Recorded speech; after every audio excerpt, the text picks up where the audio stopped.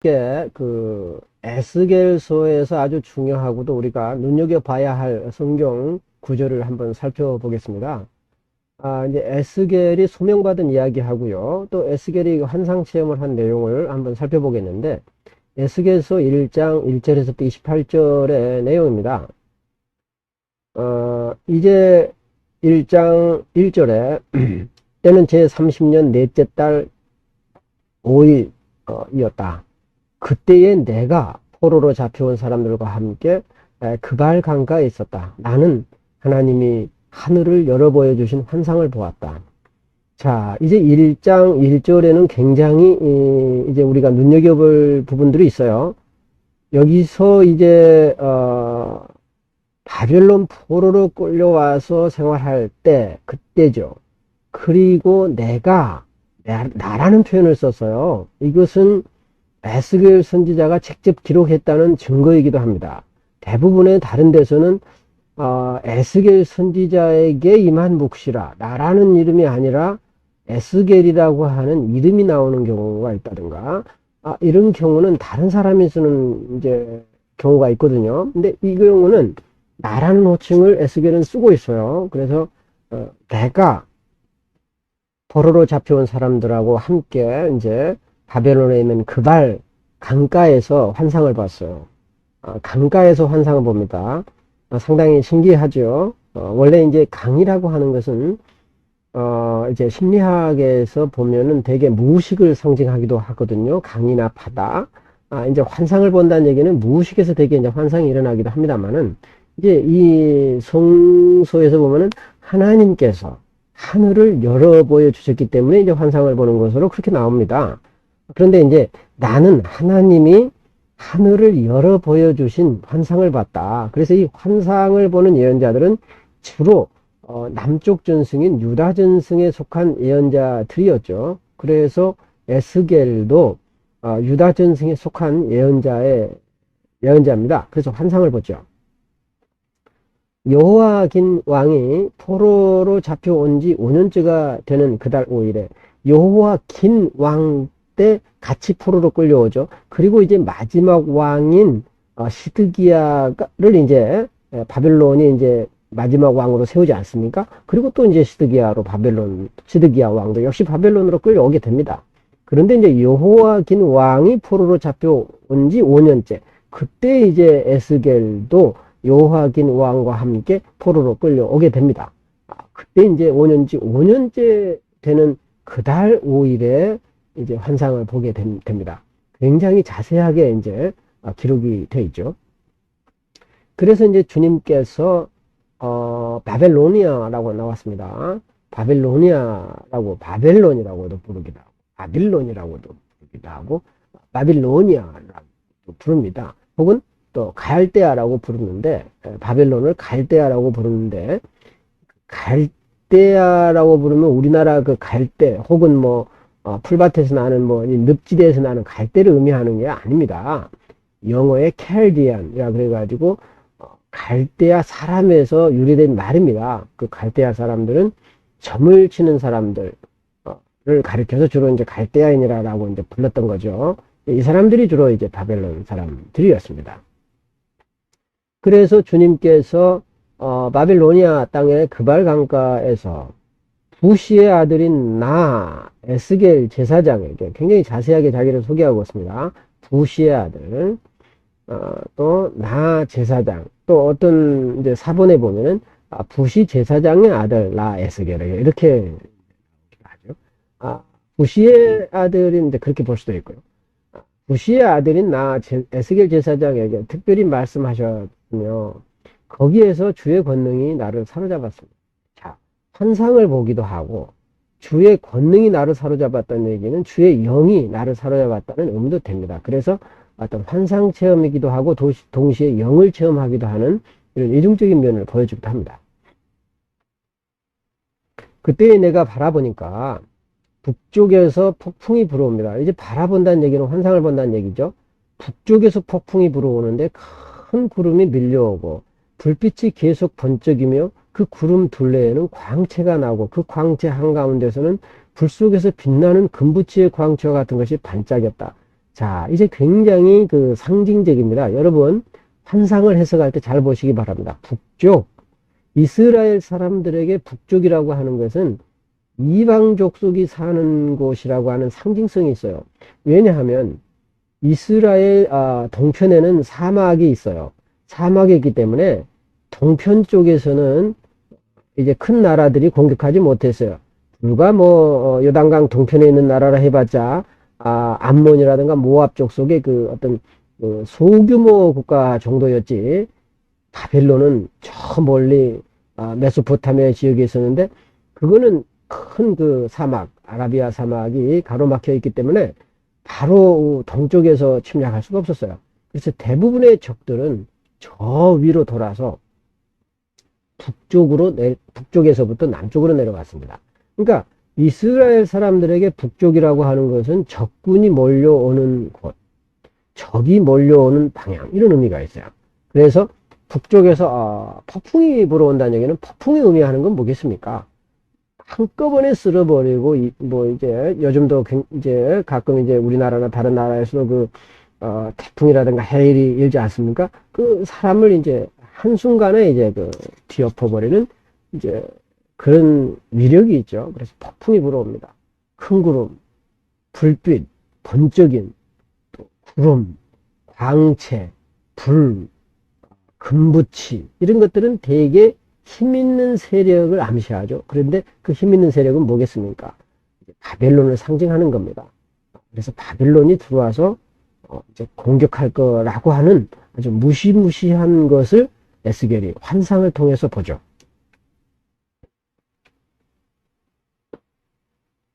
5절.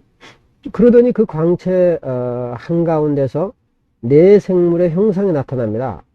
광채 한가운데서 이제 에스겔이 환상을 보는데 이제 네 마리의 생물 형상이 나타나요. 이제 그들의 모습이 뭐 같아요? 사람의 형상과도 같아요. 뭔가 이제 동물 같기도 하고 사람 같기도 하는 이런 건데 이제 그 모양이 뭐라 그랬어요? 얼굴이 넷이에요. 얼굴이 각각 넷 가지고 있고 날개도 각각 넷입니다. 쌍쌍이 이제 넷이죠. 그렇다고 본다면 이제 날개가 있으니까 천사 같기도 하고요. 근데 꼭 천사라고 볼 수도 없어요. 그런데 이제 얼굴이 네 개다. 날개가 보인다라고 하는 것은 초월적인 존재, 천상의 존재, 뭐 이런 의미도 좀 있어요. 그래서 얼굴이 넷이다. 또 날개도 넷이다. 그러니까 사람 같기도 하고 동물 같기도 하고. 고대인들에게는 이렇게 반쪽은 인간이고 또 반쪽은 동물인 그런 조각을 많이 새겼어요. 이제 이집트도 스핑크스도 그렇고요. 또 바벨론이라든가 아시리아 이제 조각들을 보면 그렇게 보이는데 왜냐하면 그 인간의 능력과 동물의 능력이 합해지면 그 신처럼 힘이 있다라는 그런 믿음이 있어요. 그래서 이제 그렇기 때문에 환상을 볼 때 강력한 그 힘의 능력을 가진 것에 대한 환상은 이렇게 신인, 반인, 반수로 많이 나타나요. 그래서 여기 보면 이제 7절에 보면 그들의 다리는 모두 곱고 그 발바닥, 다리가 이제 굉장히 곱다라고 하는 것은 강함을 의미하겠죠.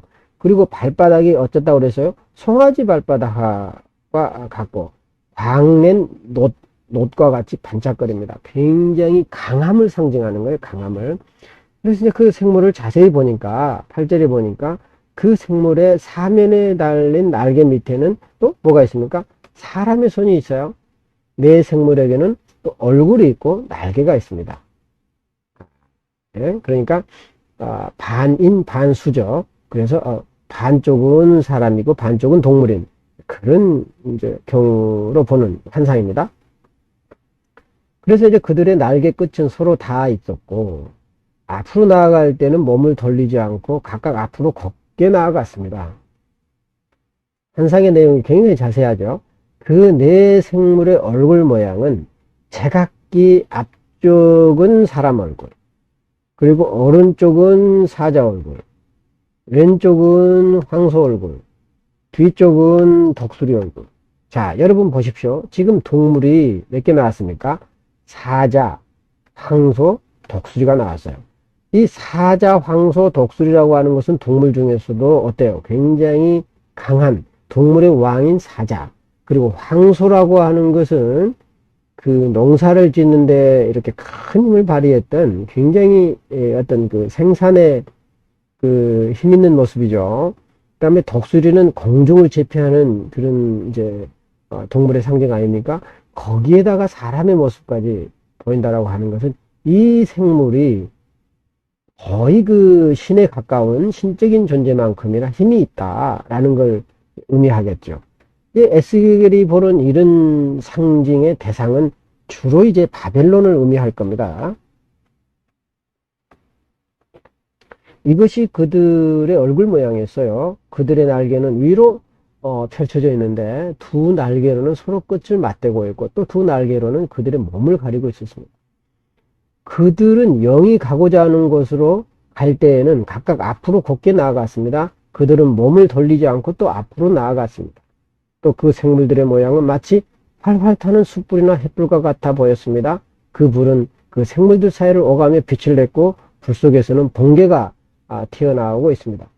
그런데 이제 이런 에스겔의 그 환상 체험은 이제 그 바벨론을 의식하기도 하지만은 그 바벨론을 보낸 분은 그 하나님이죠. 그래서 에스겔이라든가 그 이전의 예언자였던 이제 이사야라든가 에레미야라든가 이런 예언자들은 아시리아라든가 바벨론을 하나님의 심판의 도구로 선포하지 않았습니까? 그래서 에스겔이 보는 이런 그 생물체의 모습이라고 하는 것은 사실은 아주 분노하는 하나님의 모습으로 볼 수도 있어요. 왜냐하면 그 유다의 죄로 말미암아 하나님은 분노하셨고 그 하나님의 분노는 바벨론을 통해서 유다를 심판하는 형태로 역사에 나타났거든요. 그렇기 때문에 이런 형태는 즉 그 하나님 이면에 있는 심판하시는 모습으로 볼 수도 있고 굉장히 강력한 신의 모습의 상징으로 볼 수도 있습니다. 그래서 이제 겉으로 볼 때는 굉장히 힘이 있는 바벨론 모양처럼 보이지만 사실은 그 이면에 그 하나님의 분노가 서려 있는 하나님의 모습이 보일 수도 있는 겁니다. 그래서 이렇게 환상을 해석한다라고 하는 것은 대단히 어려운 일입니다. 굉장히 그 여러 가지의 의미를 가지고 있기 때문에 그렇죠.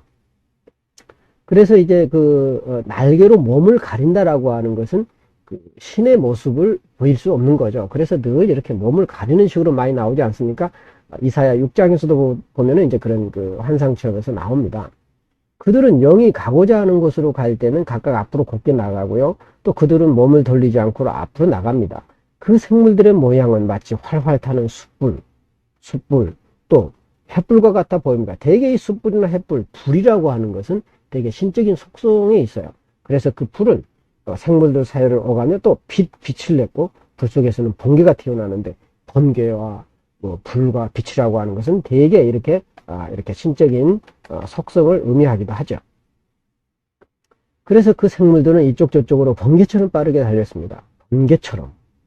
이런 것도 이제 신적인 속성을 나타내죠. 그때 내가 그 생물들을 바라보니 그 생물들의 곁에 땅 위에는 바퀴가 하나 있었는데 그 바퀴는 내 얼굴을 따라 하나씩 있어요. 야, 이 바퀴라고 하는 게 이제 굉장히 심리적으로도 아마 상징적으로도 중요한 역할을 하는데요. 이 바퀴라고 하는 것은 사방으로 이제 퍼져나가는 그런 이제 모양을 보여주지 않습니까? 그래서 이제 사방으로 퍼져나가는 모양을 보여주면서 때로는 이제 바퀴가 구원을 상징하는 그런 의미도 있습니다. 혹은 신을 상징하는 그런 의미도 있고요. 그런데 그 바퀴가 하나씩 있는데 그 바퀴는 내 얼굴을 따라 하나씩 있어요. 그 바퀴의 형상과 구조를 보니까 그 형상은 빛나는 녹 주석과 같고 또 네 바퀴 형상이 모두 똑같으며 그 구조는 마치 바퀴 안에 바퀴가 떠들어 있다. 이 바퀴 안에 바퀴가 떠들어 있는 형상이죠. 그 바퀴들은 사방 어디로 가든지 방향을 돌이키지 않고서도 앞으로 나갔어요. 결국 이것은 어떤 신의 자율성을 의미하기도 합니다. 바퀴의 자율성, 신의 자율성을 의미하기도 하죠. 그래서 어디든지 갈 수 있고 마음대로 갈 수 있는 이제 인간이 마음대로 통제할 수 없는 마치 바퀴와도 같다라는 것을 보여주기도 합니다. 그래서 그 바퀴의 둘레는 모두 높고 보기에도 무서우며 그 네 둘레로 돌아가면서 눈이 가득, 눈이 또 있어요. 이것은 어떻게 보면은 그 신적인 눈이에요. 그래서 어떤 통찰의 눈, 세상을 바라보는 심판의 눈, 판단의 눈, 뭐 이렇게 되겠죠. 그래서 그 바퀴 둘레가 모두 높고 또 무섭다. 이 무섭다는 얘기는 결국은 이런 환상을 통해서 에스겔은 심판하는 하나님의 모습을 보기 때문에 그렇습니다. 그래서 이런 그 심판하시는 하나님의 모습은 사실은 그 바벨론의 그 악독하고도 강력한 모습과도 상당히 유사해요. 그래서 그 생물들이 나아가면 바퀴들도 생물들의 곁에서 함께 나아갔고, 생물들이 땅에서 떠오르면 바퀴들도 함께 떠올랐어요. 그 생물들은 어디든지 영이 가고자 하면 그 영이 가고자 하는 곳으로 갔습니다.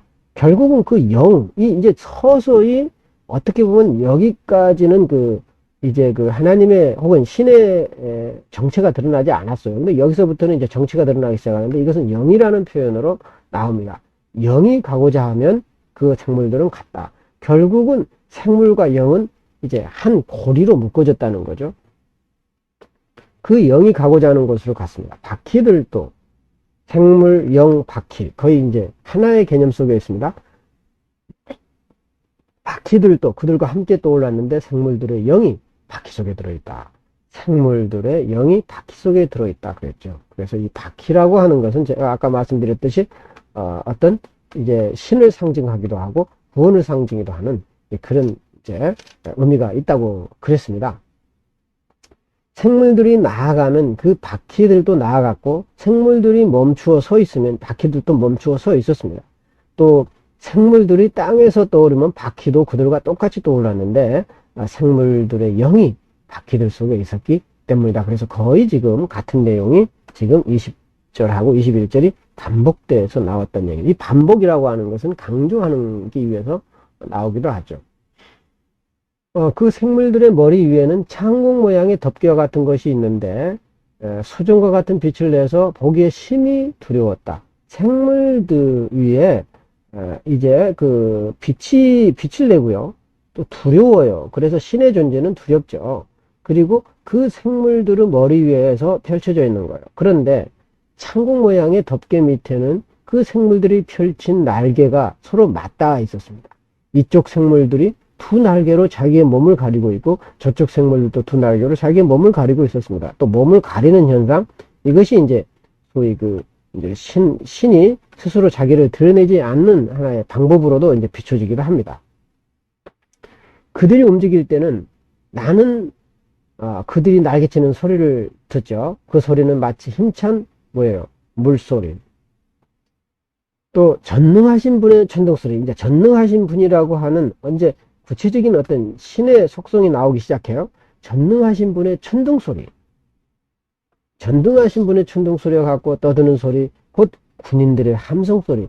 굉장히 이제 그 신이 노하는 모습을 보여주면서도 동시에 그 신의 도구로 사용된, 심판의 도구로 사용된 바벨론의 그 군대의 그 함성소리를 연상케 하는 그런 의미이기도 합니다. 굉장히 그 이중적인 모습으로 이제 환상을 보는 거죠. 그들은 멈춰 서 있을 때는 날개를 드리웠습니다. 그들의 머리 위에 있는 창공 모양의 덮개 위에서 소리가 들렸다. 그들은 멈추어 서 있을 때에는 날개를 드리웠습니다. 반복이 됩니다. 또 그들의 머리 위에 있는 창공 모양의 덮개 위에는 청옥처럼 보이는 보석으로 만든 보좌 형상, 청옥, 보석, 그리고 보좌 형상이죠. 이것이 이제 어떤 신의 보좌, 하나님의 보좌를 또 상징하기도 합니다. 그래서 그 보좌 형상 위에는 또 사람의 모습과 비슷한 형상이 있어요. 그래서 이제 신의 모습은 반신 반인의 모습으로 나타나기도 하고요. 이제 여러 가지 이렇게 이제 하늘 위에 있는 보좌에 또 누군가 앉아있는 듯한 그런 형상으로 나타나기도 합니다. 그래서 또 나는 에스겔이죠.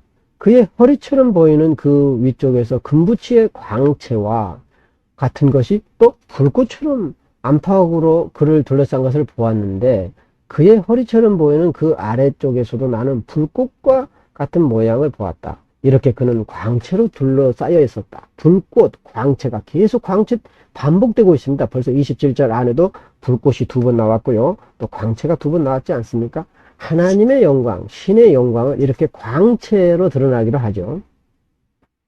그래서 28절에 보면 그를 둘러싼 광채의 모양은 비 오는 날 구름 속에 나타나는 무지개 같이 보입니다. 그 무지개 같이 보이고, 무지개는 또 어떻게 보면 또 희망의 상징이기도 하지 않습니까?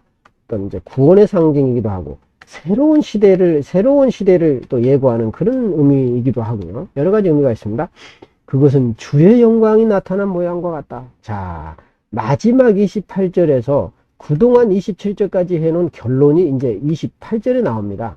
그래서 28절에 보면은, 이런 모든 것들이 하나님의 심판처럼 보이지만 사실은 주의 영광이 나타난 모양과 같다. 그래서 아주 그 무서운 모습을 한 두려운 모습이었지만 사실은 하나님의 영광이 그런 모습으로 보인 거죠.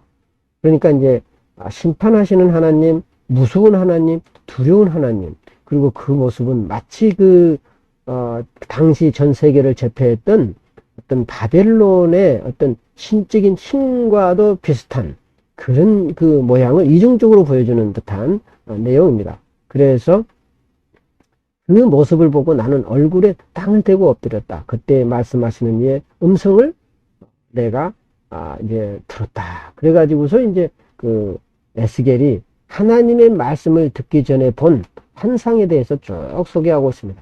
이렇게 이처럼 그 예언자들이 하나님의 말씀을 받기 전에 이렇게 환상으로 하나님을 만나는 경험을 합니다. 그런데 하나님을 만나는 경험은 이렇게 대부분 북왕국 에브라임 전승에 있는 사람들은 하나님의 영이 임하는데, 남왕국 유다 전승에 속한 사람들은 환상을 통해서 하나님의 모습과 형상을 이렇게 상징적으로 보게 되는 거죠. 그래서 하나님의 모습은 반투는 인간이고 반은 어떤 그 동물의 모습을 한 무섭고 떨리고 두려운 모습으로 보여요. 그렇지만 그 안에 하나님의 영광과 광채가 동시에 보이는 거죠. 결국은 하나님의 형상이라고 하는 것은 무섭고 두려우면서도 동시에 영광스러운 이중적인 모습이 하나님 안에 있는 겁니다.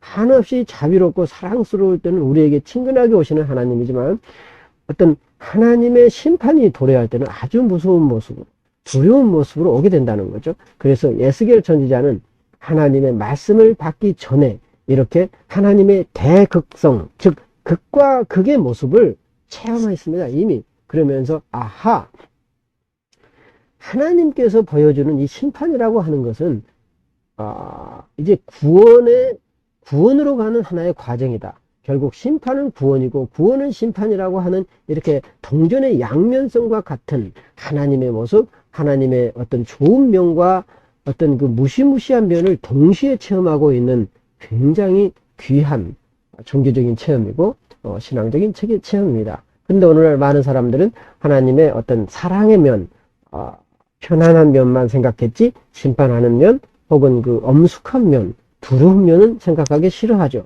그런데 에스겔 선지자는 이렇게 하나님의 양면성을 보면서 지금은 이렇게 심판이 임하지만 이 심판은 곧 구원으로 바뀔 것이다 라고는 희망을 가질 수가 있었습니다. 그래서 여러분들도 이렇게 하나님의 양면성을 보면서 여러분들이 아프고 고통스러울 때 그것은 앞으로 도래할 희망의 메시지로 생각해도 좋습니다. 왜냐하면 고통스럽고 혼란스러운 과정이 지나면 이제는 질서가 도래하고 희망이 도래하기 때문에 그렇고, 바로 그 고통과 혼란, 희망은 하나님 안에 있는 양면성이기 때문에 그렇습니다. 자, 이제 그러면 다음을 살펴보겠는데, 이제 에스겔이 마른 뼈를 보는 이제 또 이상을 보게 되죠. 37장 1절에서부터 14절. 그래서 이제 마른 뼈들이 살아나는 환상을 봐요. 주께서 권능으로 나를 사로잡으셨습니다.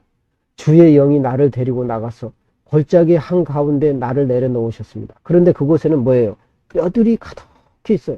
자, 주의 영, 주의 권능으로 나를 사로잡았다라고 하는 것은 에스겔이 하나님의 영에 의해서 사로잡히는 그런 체험도 합니다. 이건 주로 이제 북왕국 에브라임 전승에 속했는데, 그러면서 동시에 또 환상을 봐요. 주의 영이 나를 또 데리고 가죠. 어디로 데리고 갑니까? 골짜기로 데려갑니다. 골짜기로 데려가서 가서 보니까 뼈들이 있어요. 뼈들이. 하나님께서 에스겔 선지자를 데리고 그 뼈들이 널려있는 사방으로 다니게 하셨죠. 그래서 그 골짜기의 바닥의 뼈가 대단히 많았습니다. 죽어있는 뼈들, 죽은 사람들의 뼈들입니다. 그것들은 아주 말라 있었습니다. 그래서 그가 하나님께서 나에게 에스겔에게 물었습니다. 사람아, 사람아, 이것은 이제 다른 성경에 인자야 이렇게 되어 있습니다. Son of man, 사람아, 사람의 아들아, 사람아, 이 뼈들이 살아날 수 있겠느냐? 이 죽어있는 뼈들이 살아날 수 있겠느냐? 이렇게 하나님이 물었어요. 그러니까 이제 에스겔이 대답하죠. 하나님, 주님께서 아십니다. 마치 베드로가 예수님 앞에서 베드로야, 너는 나를 사랑하느냐? 이렇게 물었을 때 내가 사랑하는 줄을 주께서 아십니다. 이렇게 대답하지 않습니까? 에스겔 선지자도 하나님 앞에서 그 하나님의 권능을 철저히 믿고 따랐죠. 그러면서도 도저히 믿기지 않는 이런 일들을 어떻게 그러겠습니다, 안 그러겠습니다라고 말하겠습니까? 그래서 하나님만이 아십니다. 이렇게 얘기를 하죠. 그래서 하나님이 에스겔에게 말씀하시죠. 너는 이 뼈들에게 대언하여라. 뼈들에게 말하라. 그런 말입니다. 그래서 너는 그 뼈들에게 전해라. 너희 마른 뼈들아, 너희는 나 주의 말을 들어라. 이 마른 뼈들은 뭐겠습니까? 무엇을 상징하겠습니까? 바로 이 마른 뼈들이야말로 이제 유다인을 상징하겠죠. 응? 이미 죽어버린, 이미 생명이 없는 죽음의 상황에 있는 유다인들입니다. 이 유다인들에게 가서 말하라. 그런 의미겠죠. 나 주 하나님이 이 뼈들에게 말한다. 내가 너희 속에 생기를 불어넣어 너희가 다시 살아나게 하겠다. 생기라고 하는 것은 바람의 의미도 있고 영이라는 의미가 있습니다. 다시 말씀드리면 이 죽어있는 뼈들에게 생명의 영을 넣어서 다시 살아나겠다는 것입니다. 이렇게 유다 백성, 이미 죽은 목숨과도 같이 바벨론 포로로 끌려온 유다 백성들에게 이제는 하나님이 생기를 불어넣어서 살려내겠다는 겁니다. 내가 너희에게 힘줄이 뻗치게 하고 또 너희에게 살을 입히고 또 힘줄이 생기게 하고요. 또 살이 생기게 하고요. 또 살갗이 생기게 하고요. 또 생기를 불어넣어서 너희가 다시 살아나게 하겠다. 5절을 구체적으로 6절에서는 이제 보충 설명해 주고 있죠. 그때야 비로소 너희는 내가 주인인 줄 알 거다. 마스터. 주인인 거예요. 이스라엘의 주인, 역사의 주인. 어떻게 보면은 여기서는 주인과 종의 관계가 아니라 우리를 보호해주고 인도해주시는 어떤 그 사랑의 언약을 맺은 주인이라는 뜻이죠. 그래서 나는 명을 받은 대로 대언했어요. 그래서 뼈들에게 얘기하죠. 내가 대언을 할 때 무슨 소리가 났습니다. 보니까 그것은 뼈들이 서로 이어지는 요라는 소리를 듣습니다. 참 그 예언자 에스겔이 듣는 환상의 소리입니다. 환상 속에서 듣는 소리죠. 뼈들이 맞춰지는 소리를 듣는다는 겁니다. 굉장히 이제 감수성이 예민하고 또 그 환상에 몰입해서 하나님의 말씀을 몸으로 경험하는 그런 예언자들을 볼 수가 있어요. 이것은 머리로 경험하는 게 아니죠. 가슴으로 경험하고 몸으로 경험하는 거 아니겠어요? 내가 바라보고 있으니까 그 뼈 위에 힘줄이 생기고 살이 오르고 살같이 덮였어요. 그리고 생기가 있었습니다. 그때에 그가 내게 말씀하셨습니다. 인자야, 사람아, 너는 생기에게 또 말하라. 생기에게 말하길 나 주 하나님이 너에게 말한다. 너 생기야. 사방 너 생기야. 너 바람아. 너 영아. 그런 뜻입니다. 사방에서부터 불어와서 이 살해당한 사람들에게 불어서 그들이 살아나게 하여라. 살해당한 사람들, 유다 백성들이죠. 그래서 유다 백성들, 바벨론의 포로로 끌려온 유다 백성들에게 영이 불어서, 생명의 영이 불어서 살아나게 하라는 겁니다. 그래서 내가 명을 받은 대로 대언하였더니 생기가 그들 속으로 들어갔고, 그래서 그들이 곧 살아나 제발로 일어나서 섰는데 엄청나게 큰 군대였습니다. 이것은 바로 이제 유다 백성들이 고향 땅 예루살렘에 들어가서 이제 회복되리라고 하는 하나의 이제 암시죠. 그때에 그가 내게 말씀하셨어요. 사람아, 인자야. 이 뼈들이 바로 이스라엘 온 족속이다. 이제 해석해주고 있지 않습니까? 이 뼈들이 바로 이스라엘의 온 족속이다. 그들이 말하기를 우리의 뼈가 말랐고 우리의 희망도 사라졌으니 우리가 망했다 한다. 그러나 내가 너희들을 이제 살려보겠다는 겁니다. 그러므로 너는 대언하여 그들에게 전하여라. 나 주 하나님이 말한다. 내 백성아, 내가 너희 무덤을 열고 무덤 속에서 너희를 이끌어내고 너희를 이스라엘 땅으로 들어가게 하겠다. 회복이죠. 내 백성아, 내가 너희의 무덤을 열고, 무덤을 열었죠. 죽음의 문을 여는 거죠. 그 무덤 속에서 너희를 이끌어낼 그때야 비로소 너희는 내가 주인 줄 알 거다. 내가 내 영을 너희 속에 두어서, 내 영을 두어서 너희가 살 수 있게 하고 너희를 너희의 땅에 데려다가 놓겠으니 그때야 비로소 너희는 나주가 말하고 그대로 이룬 줄을 알 것이다. 나주의 말이다. 이렇게 바벨론 포로로 끌려온 사람들에게 희망과 소망을 준 메시지를 에스겔은 전했던 것입니다. 이제 여러분은 그 에스겔의 소명기사와 또 이렇게 환상체험을 보고서 느낀 점을 토론도 해보고 또 여러분들이 중간고사 주제로 설정할 수도 아마 있을 겁니다.